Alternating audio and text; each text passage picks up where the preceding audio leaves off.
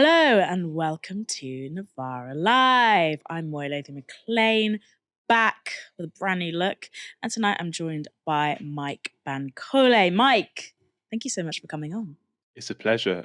Glad to be back with you. I'm actually also back, so it's the return of Moya and Mike, which is nice. Eminem taking on today's top stories. Coming up tonight, we'll be talking about the protests that have occurred in Peckham following a viral video showing an altercation between a shop owner and a customer.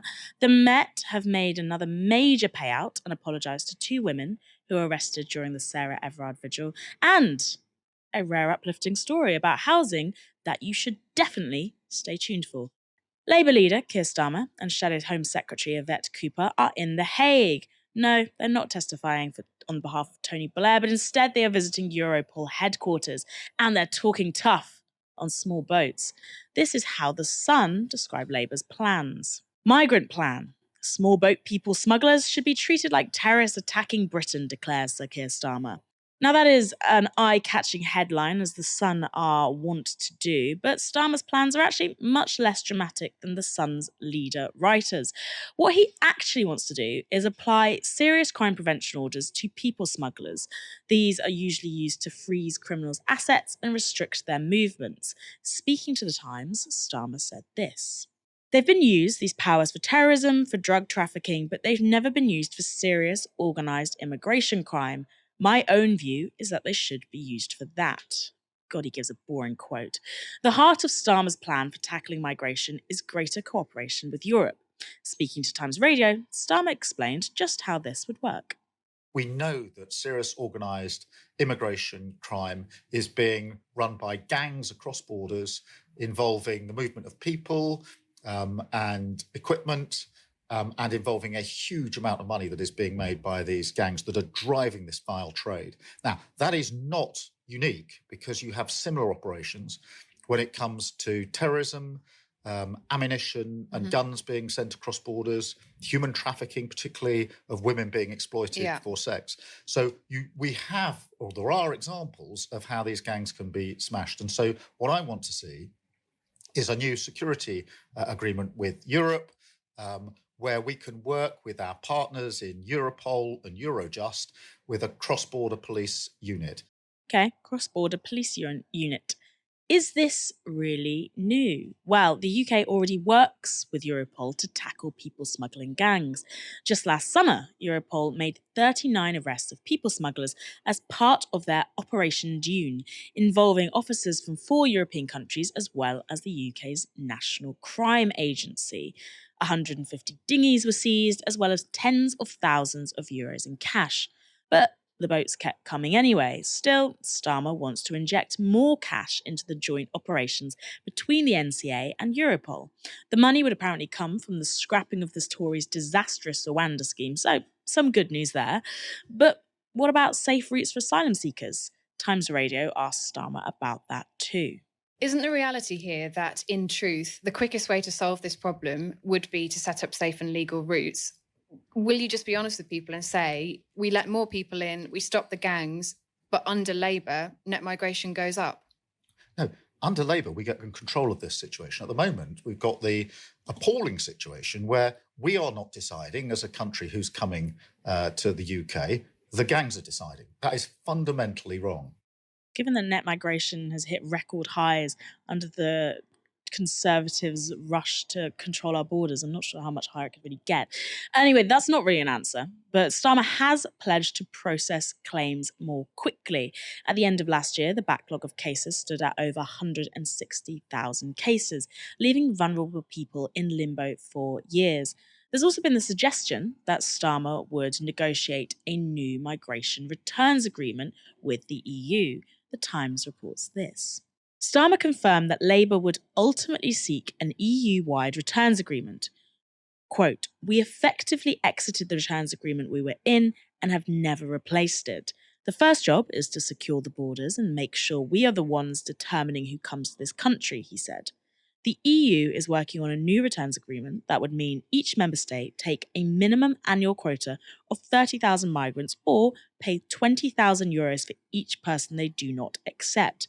Asked if he would be willing to accept the quid pro quo of migrant quotas in exchange for a deal, Starmer said that would be part of any discussions and negotiations with Europe.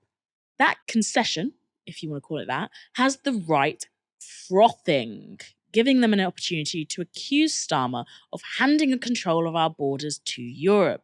Here's Health Secretary Steve Barclay on LBC. Noting that the fifth of the Prime Minister's 5 pledges was to stop the boats moving to other matters, how embarrassing will it be if Sir Keir Starmer has actually alighted upon a plan that will work, and we'll hear more of later today? Well, he hasn't. I mean, it's just yet another flip-flop from Keir Starmer. I mean, How is it a on flip-flop, housing? Mr. Barclay?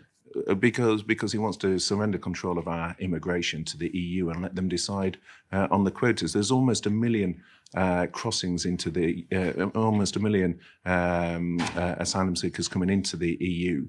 The proportion we would need to take in terms of the quota would be far in excess of any numbers now. And what the National Crime Agency and others have said is we've got to have a strong deterrent. That is what we're putting in place. We've got a returns agreement with Albania that's seen a 90% reduction. The number of crossings into the UK is down 20% this year. To the EU, it's up 30%. So what Keir Starmer is proposing is to give the EU control of our immigration policy, let them decide on the quota. And given the numbers going into the EU are significantly up, the number that we would then have to take in return would be much higher than is the case now. All this chat about giving the EU and Europe control of our borders when we're paying France about, I don't know, was it £478 million over the next 3 years in order to patrol their beaches. I feel like we've already ceded control of these borders and it's resulting in human misery. Home Secretary Suella Braverman, however, upped the ante, saying this. Finally, we see Sir Keir Starmer's migration plan. He'll let Brussels decide who comes to the UK. He'll agree to make Britain the dumping ground for many of the millions of illegal migrants that Europe doesn't want. And none of this will stop the boats. Nothing these people do stop the boats. This idea of millions. Well, actually, the scheme that Starmer is talking about sets a quota of 30,000 people per year. In 2022, 46,000 people entered the UK across dangerous channel crossings. So that would be a 30% reduction. Here's how Starmer responded to the Tories' claims. Suella Braverman, the Home Secretary, has tweeted that your plan would make Britain the dumping ground for many of the millions of illegal migrants that Europe doesn't want. Government sources talking about 100,000 extra asylum seekers. It's embarrassing that the government is pumping out this nonsense. I can only assume it's because they've got nothing sensible to say on the issue. What I'm discussing today is a security agreement, sharing of information, operationalising the way that we can smash these gangs. I think anybody watching this would say that's common sense, we need to do it, get on with it. But I'm afraid this is now typical from a government that's completely lost control of the situation. Can you believe it? I actually agree with part of what Keir Starmer is saying there. This is because the government have absolutely nothing useful to add to the discussion. And Sam Coates from Sky added this useful bit of context to the overall debate. Today, Tories accuse Labour of wanting to make the UK the, quote, dumping ground for many of the millions of illegal migrants that Europe doesn't want. This is because Keir Starmer has said again today he wants to negotiate a returns agreement with the EU, and the quid pro quo would be accepting quotas of migrants from the EU. Earlier in the summer, Rishi Sunak was attempting to negotiate his own returns agreement. Tim Barrow's negotiations stalled, and we don't know the precise terms, but would have almost certainly involved the UK taking a share of EU migration. Some in the Home Office came across as less enthusiastic than number 10 on this. I think, in fact, some more extra reporting Sam Coates did on this story found that the reason those negotiations stalled is because the government hardline said we will not accept quotas. Mike, is Keir Starmer's plan a winner, even if it doesn't yet outline those safe legal routes? I think the safe and legal routes is the big problem for Keir Starmer because that is the only way to stop these boat crossings. So I think Starmer and Labour have proposed a bare minimum, which is obviously an improvement to what the Conservatives are offering us at the moment. But in terms of processing claims quicker, in terms of stopping Rwanda, and I think any sensible person knew Rwanda was an absolutely stupid policy. So stopping Rwanda is a good thing, and also this kind of deal with the EU seems in some ways a positive thing. But I think the ultimate thing and the ultimate, we banged on about this on Novara, I banged on about this on Novara myself. The ultimate way to stop these boat crossings, isn't by tackling the smugglers. It is actually just by providing these people who are trying to flee war, persecution and other complicated situations. It's about providing those people with safe and legal routes because at the moment those routes don't exist to come to this country.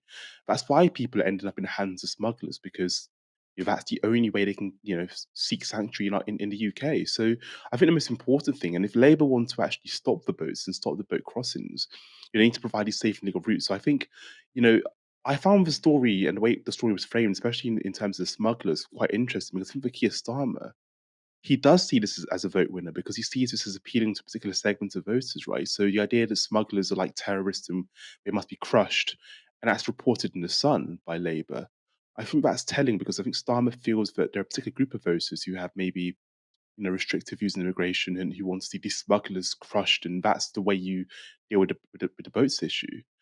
That was going to, get them fired up and be like, oh, Labour have got a plan for us. So I think Starmer views it as a way to win over a particular segment of voters. Whether this stops the boats, which is the key thing here for the government, for Labour, the key thing is stopping the boats. Whether it's going to stop the boats is another issue because I don't think it will.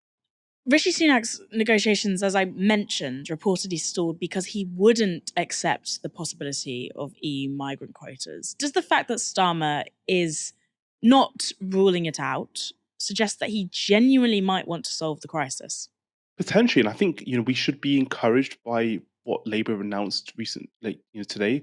Again, I think it is the bare minimum, and I think what we are seeing is an improvement to what the Conservatives are offering, who are offering absolutely nothing, but it's kind of approach to migration that lacks complete compassion and empathy for those fleeing persecution. So I think what Labour are offering today is the bare minimum, and it's a good start. I think Zoe Gardner's provided some thoughts on this. She's always someone worth listening to, and she's spoken about how she understands people have lost understanding with where Labour are on particular issues. But this is a good start, but it shouldn't be the end point for Labour. This should be a platform upon which they can build. And I think stopping those safe and legal and providing those safe and legal routes, is the kind of next step and next big step. And that could help us, move from an asylum system that is broken, move from an asylum system that doesn't function well. If we're processing claims quicker, we have to deal with the EU, we have safe and legal routes, things look a lot better. So I think it's a good start, but not the end point for me.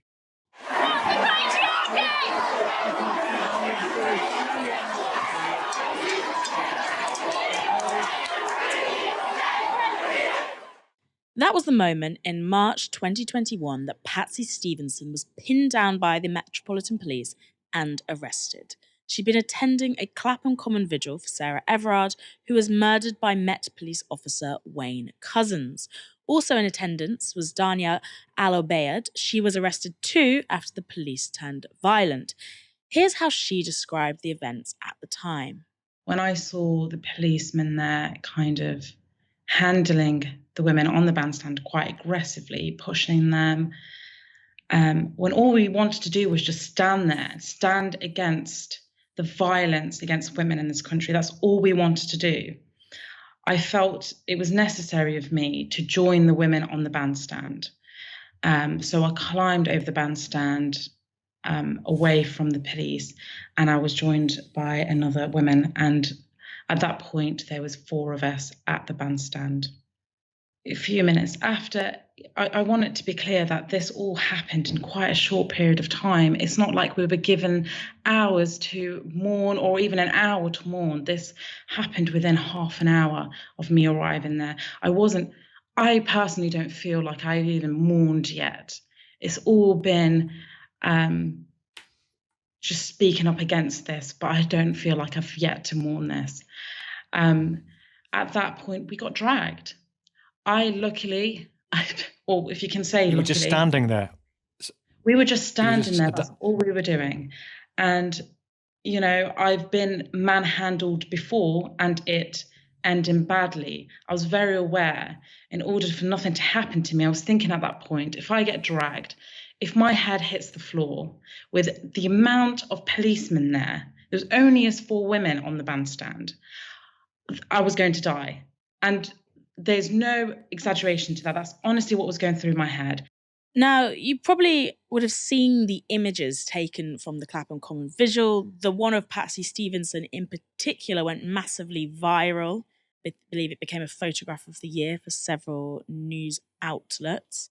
But now both women have been paid substantial damages by the Metropolitan Police after the force agreed to settle rather than face them in court. The Met has also apologised, though after years of pursuing the two women, it might feel too little, too late. On Good Morning Britain, Stevenson explained what the victory meant for her. What do the words from the Metropolitan Police, the apology from the Metropolitan Police, and the damages, compensation, what do they mean to you? I think it's a relief that that battle is over, but that doesn't mean that we're stopping the fight against police brutality and unlawful arrest and misogyny and racism within the police. I think, we were never going to get full accountability, especially from the Met. But I hope that this shows everyone that if you are being targeted or some institution you think is too powerful, that you can't fight them, you can fight them and you can win. And it's really hard, but it does happen. Pat Stevenson very emotional there because it's been a long road for her and Al Bayed. In 2021, a police inspectorate review of the police's use of force described it as, quote, absolutely right. And it was only last year that the Met stopped pursuing convictions for women arrested at the vigil after the CPS declared the cases not to be in the public interest. Al Bayed was even convicted in her absence under a single justice procedure that took place behind closed doors. She later had that conviction quashed, but described her reaction like this. I was devastated when I found out. To be convicted behind closed doors for standing up for my human rights and our rights just to be safe from violence felt extremely unjust. I didn't feel like I could fight it. I felt like shrinking and taking up less space. I started to blame myself for ever speaking up. It brought back some of the terrible experiences in my past and took me to a dark place where I didn't think my voice mattered or that I even had a right to speak.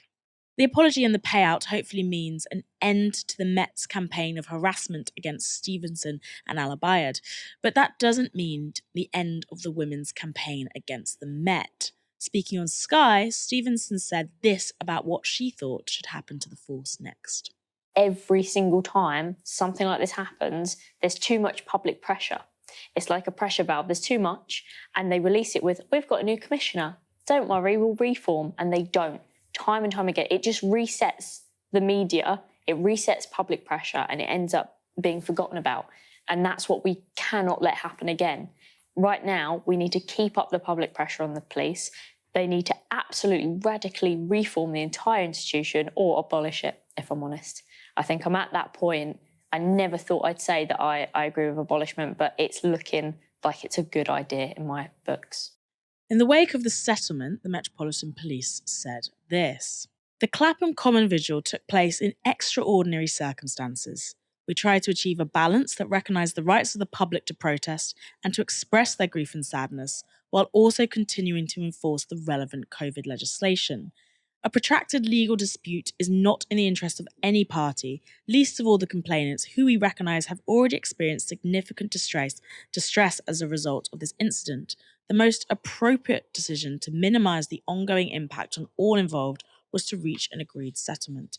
It's worth remembering that the COVID legislation, they state, the relevant COVID legislation was rules, guidance that was so vague, so arbitrarily decided that they had people, brought up in court for going to their allotment alone in the when they were feeling sad and isolated at home. This is legislation that has seen some of the most vulnerable people in society financially penalised beyond their means, just because it was so left up to interpretation by the authorities about what counted as a break in COVID legislation. This is the legislation that Wayne Couzens used in the first place to abduct Sarah Everard.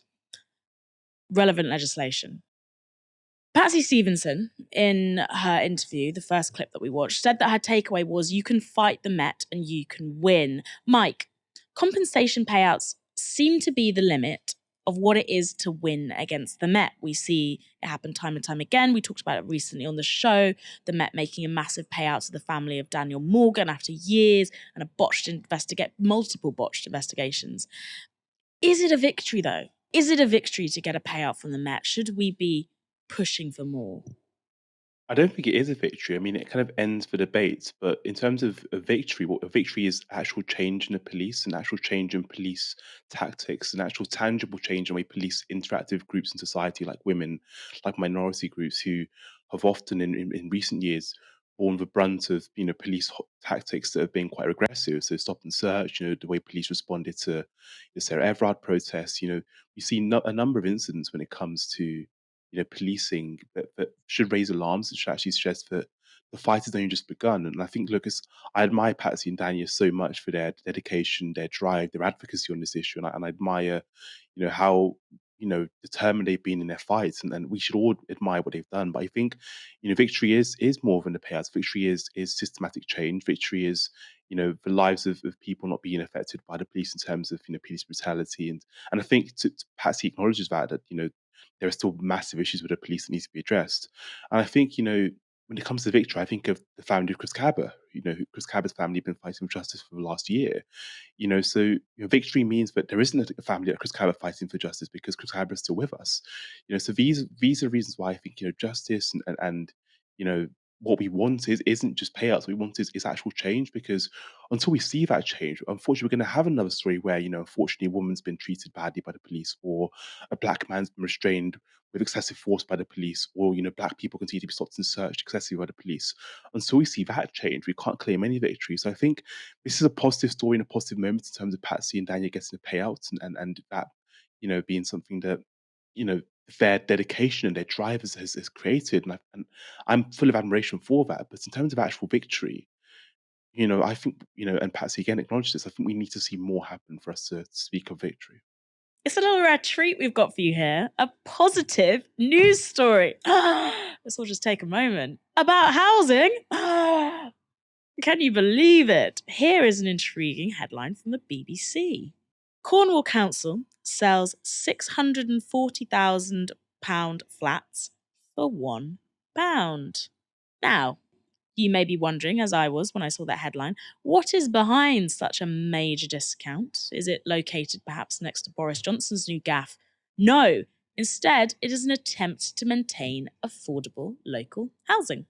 11 Grade 2 listed flats in Looe, southeast Cornwall, have been sold to the Three Seas Community Land Trust.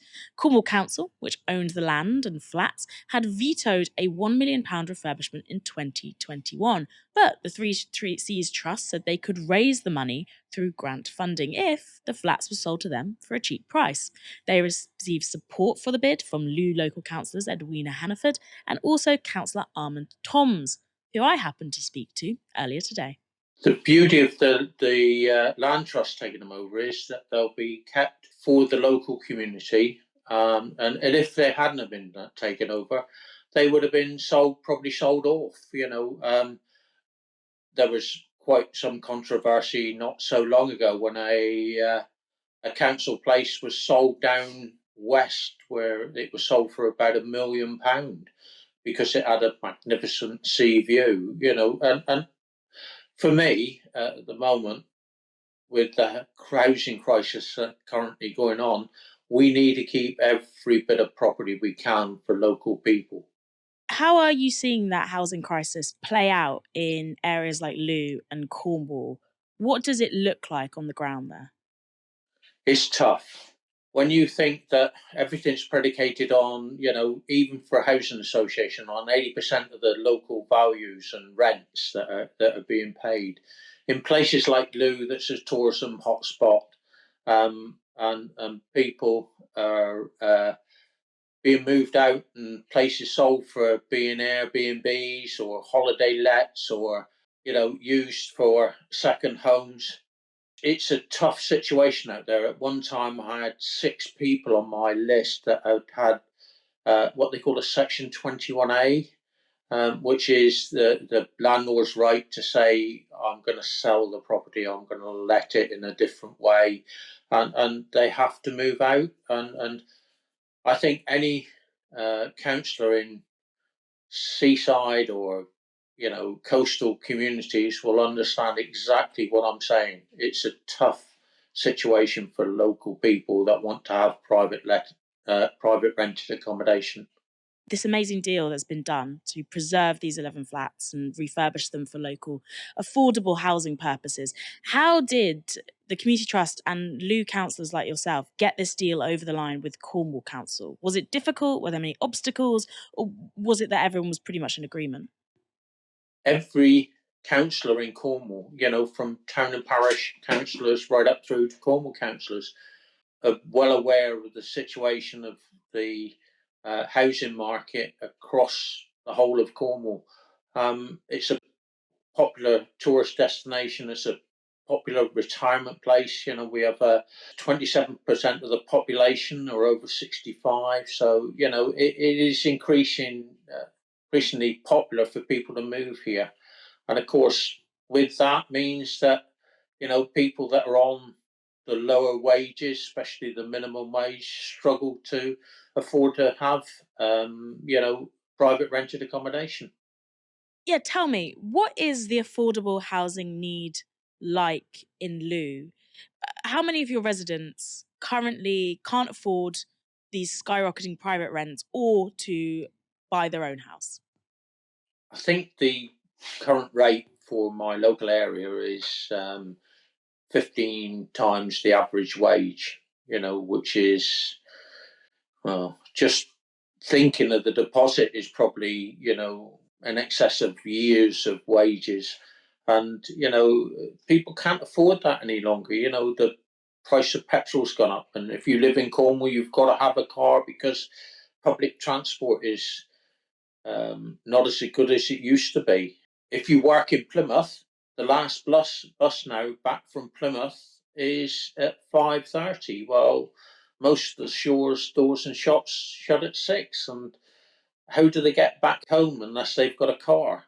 These days, petrol, the tolls on the bridge, and everything else that goes with it is all a part of the impact of the cost of living. Do you see this model of, councils working with community trusts in order to sell them land and housing at much lower prices than they would have been at auction, so they can go back to the community and be refurbished and repurposed for community bases? Do you see this as a model that other councils should follow? I certainly do, Moya. This is important.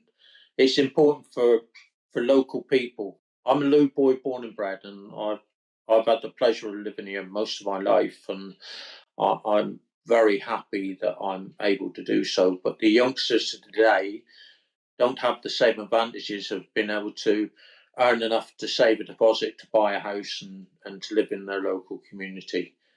It pains me to say it, but something's gone wrong where hardworking people can't buy a house, and they're pushed out of the market. 60% of their income goes on their renting a place to live. It's tough out there at the moment, and with the raising the cost of utilities and that, we need to use every tool in the box to provide that affordable accommodation, and this scheme does that in bucket loads. I've seen quite a few stories from Cornwall recently where it's been really inspiring examples of self-sufficiency or a community taking matters into their own hands. But do you think this is action that is taken because places like Westminster have neglected Cornwall and what's going on there? I've been a councillor 20 years, and when I started, I might have been a fair bit younger and probably a little bit more naive, but over the last 20 years, I've seen an increase in the impact of decisions made in London that have had on places like Cornwall. Take the bus service, in London, you can jump on a tube, you can jump on a bus, you can use your Oyster card, you can use your credit card to get on and off, and it's so simple and so regular that it goes on all the way through the day and night. In Cornwall, when your last bus is at 5:30, that's it.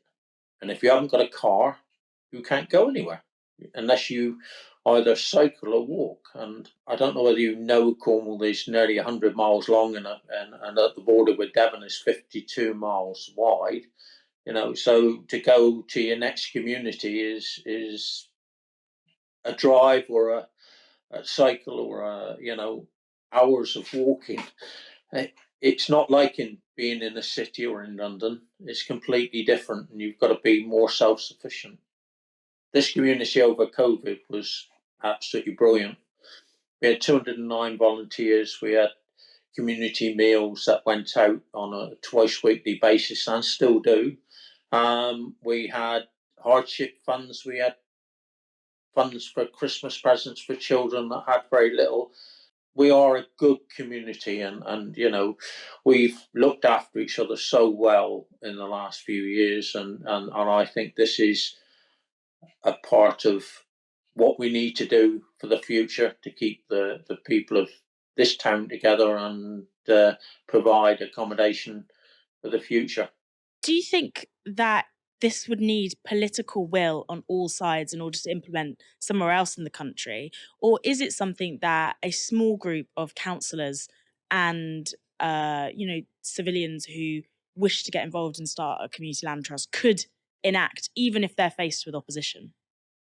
I think it is. It's a way of keeping things local. And I mean, we say that the council have sold this for £1, but they put some covenants on it that will restrict it, that they can't just go and say in 10 years' time, we can make £5 million in profit or whatever and walk away with bag loads of money. That will not happen.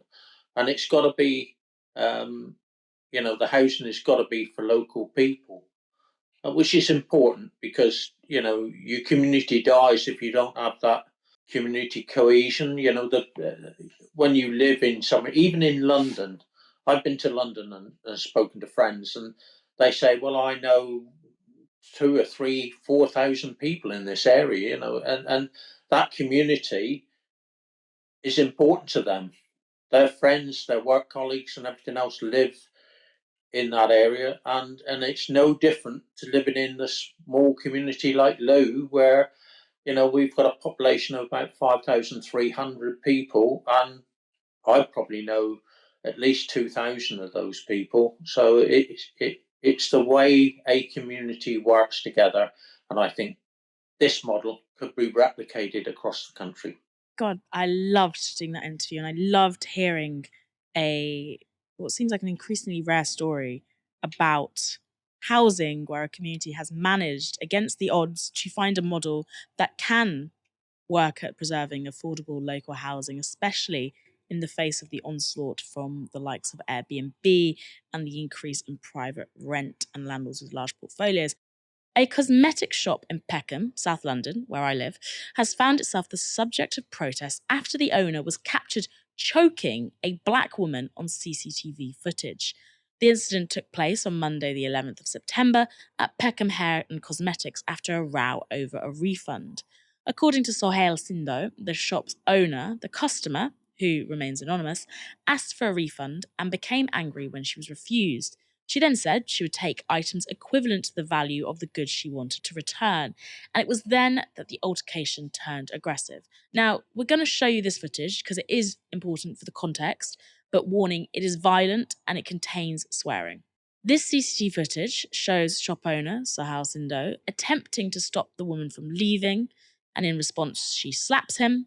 He then grabs her by the neck from behind and begins choking her.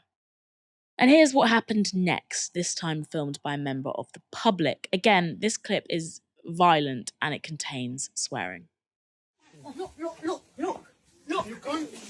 I'm gonna call the police. I'm gonna call the police. Babe! Fucking look, thank you, record it. Call the police. Call the police. Call the police. Call the fucking police. Call the fucking police. Call the fucking police. Is this what this is, babe? I will call the police. Babe, this man put his neck on me. This man just strangled me, man. Just get off me. This man just strangled me. Get the fuck off me. That footage went viral soon after, and the fallout has continued all week. A community-led protest was organised. People were encouraged to leave messages on the front of the shop. Many addressed what has been seen as an example of anti-black aggression. These are some pictures I took when I went down there on Tuesday.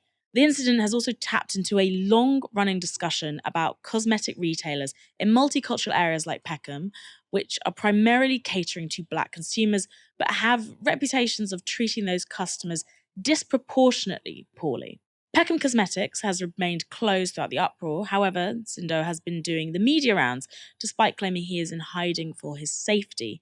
First, he was interviewed by ITN, where he insisted he was acting in self-defense and hadn't choked the woman. Now he's chatted to the Mail Online from a, quote, secret hiding place. Here's what Sindo said. I just want to resolve this matter after 48 hours of this thing. I was quite regretful from the start of the situation, because when they took the lady with the police took the lady, and then I told them, I don't want to press charges against her. As long as she gonna apologize, I gonna apologize, we are even.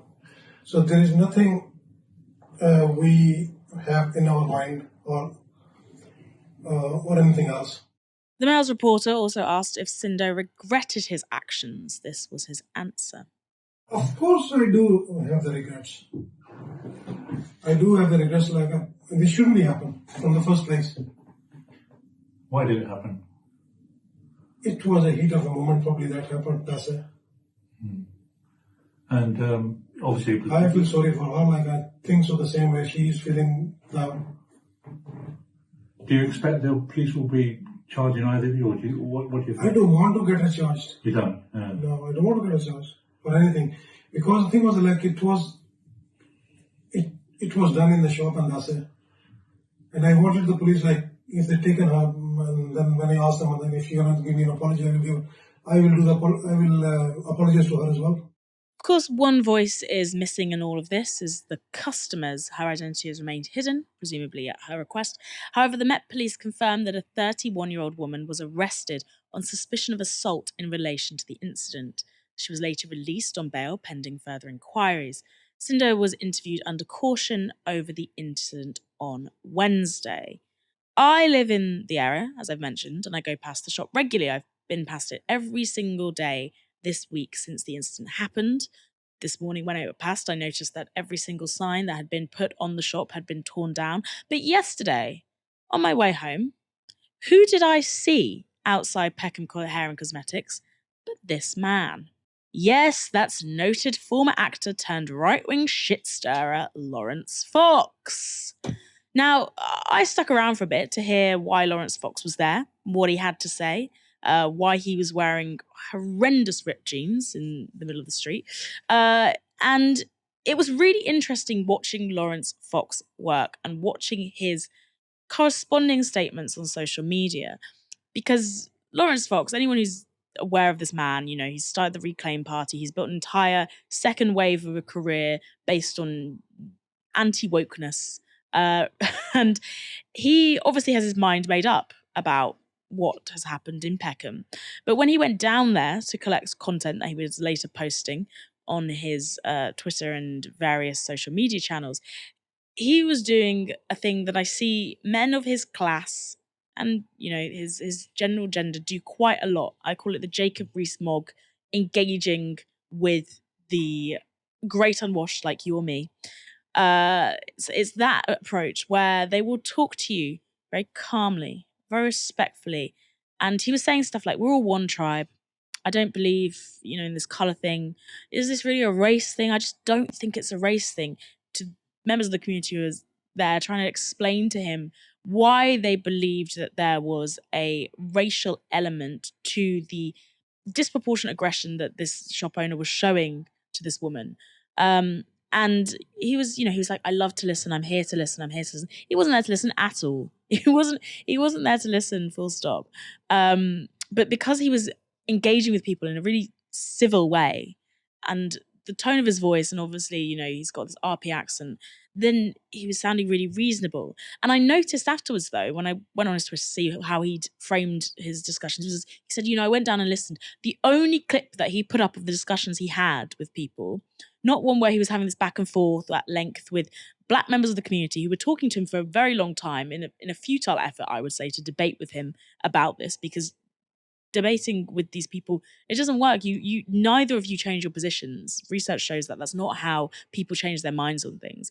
But the only clip that he put up was of a South Asian man who came by and immediately said, upon spotting Lawrence Fox and everyone, all lives matter, and then launched into a discussion of why he felt that identity politics, or whatever he called it, was an erroneous route to go down, and why it was divide and conquer, etc. And also then later got in an argument with other people about how he'd never been, arrested on suspicion of doing anything, and that people being suspicious, this really racially coded sort of language. But that was the only discussion that Lawrence Fox put up when this man was waxing on about all lives matter. Why is it Black Lives Matter? Classic, boring, cultural stuff. Was he there to listen? Absolutely not. Do you look like he looked like he needed a hot meal, I'll say that. But I want to talk to you, Mike. Why do you think this incident in South London has garnered so much attention? What has it tapped into? I think it taps into kind of tension between Black and Asian communities who often coexist in these multicultural areas. So I was speaking to my mum and sister about their experiences in Black hair shops, and what I hear from my sister, and I've been with my mum and sister in these shops as well, is when you walk into these shops, you often, get treated immediately with suspicion. You're looking around for some hair products, and you have a man following you around the shop. So there's immediately, as soon as you enter that kind of shop, sometimes, not all the time, of course, but sometimes there's just like I call it a cultural suspicion, where it's like the shop owner's already suspects you're going to do something bad, and that has racialized undertones, right? Because Black people have been linked to criminality far more than other racial groups. So there is this idea that even within minority groups, Black and Asian groups, there is this tension where some Asian members of Asian groups might view Black people as prone to criminality. So is that immediate suspicion? Now, that's not everyone's experience, of course, in these shots, but I can only speak anecdotally with my mum and sister who have said that, they've been followed around in these shots, and I've actually seen it happen myself. So I think the reason it went viral is because lots of Black women can maybe resonate with that experience of, being dealt with in these shops in ways that are inappropriate. Two wrongs that make a right, right? So I think a lot of people, and the conclusion I've come to with this story is that, in some ways the woman in question didn't handle the situation well at all. But then also, I don't think a shop owner should, in any case, be strangling someone over a dispute about refunds, etc. So I think, this story does expose that kind of tension between ethnic groups that exist in these multicultural areas. And certainly, I think also Black women the reason why they took to the streets yesterday or the day before, sorry, is because they're frustrated, because I think a lot of people who live in the area maybe will live in maybe similar areas. Like I know Tooting has quite a few Black hair shops owned by Asian men or Asian families.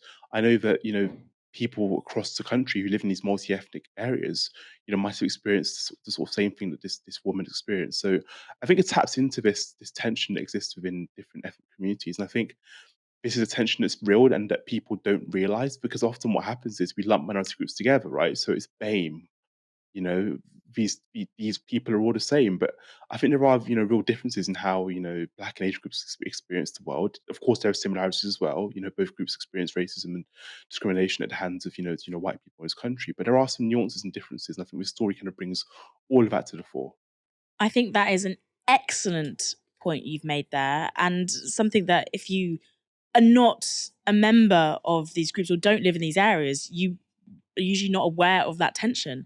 And it's really interesting. There's a famous chain that exists in London called Pax, which is actually co-owned by a Jamaican man.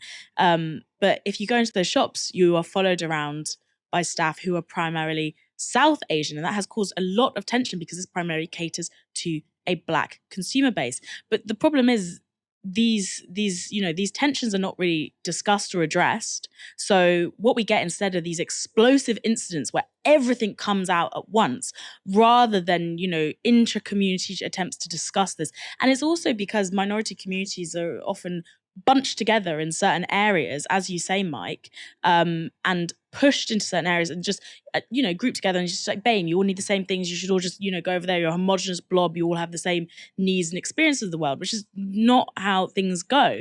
But I'm hoping that out of this comes better inter-community discussions or better inter-group discussions. But what I'm actually seeing instead is a real, I don't know, an explosion of tensions in a way that feels, again, like it's more divisive than it is going to be cohesive, which is very worrying. And another thing I've been thinking about more broadly is, you know, there's been a lot of retail incidents. There's been a lot of incidents where we see conflict erupting in retail spaces. And I was talking about this a bit on social media. COVID was brought up as a turning point where shops became this real site. It was one of the only places that people could gather for a start. And it became very fraught suddenly. You know, it was individualism really was boiled down. It was who's going to get the last eggs? Am I up against this person, this other person? Is this person infected? Is this person not infected? And the impact of that seems to have stayed with us as we are mired in a cost of living crisis where being in the shop, it's now, again, still a really fraught situation.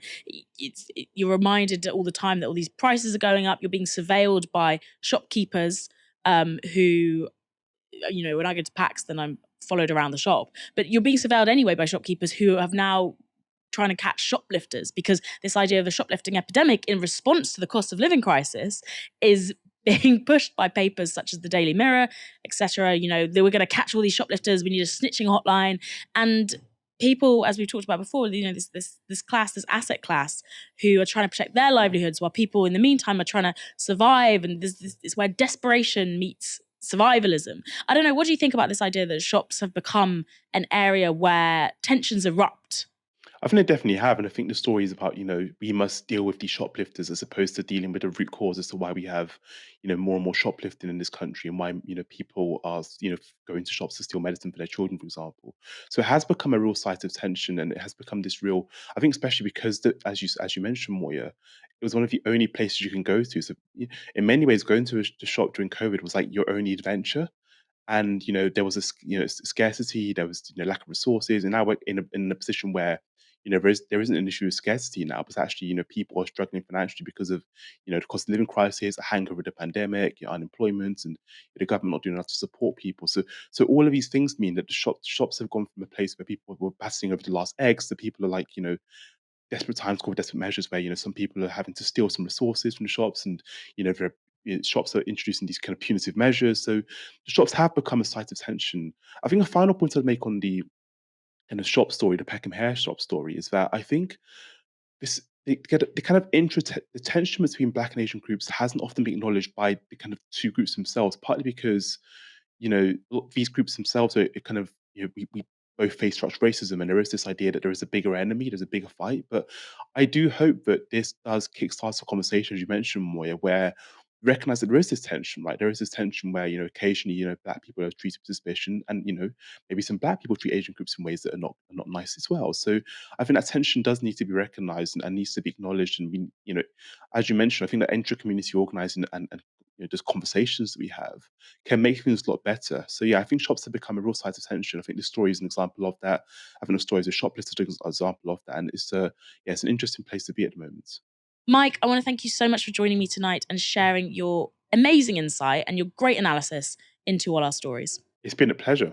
It's been a rich show tonight. And thank you everyone so much for watching this evening. This show will be back tomorrow from 6 p.m. But for now, you've been watching Novara Media. Good night.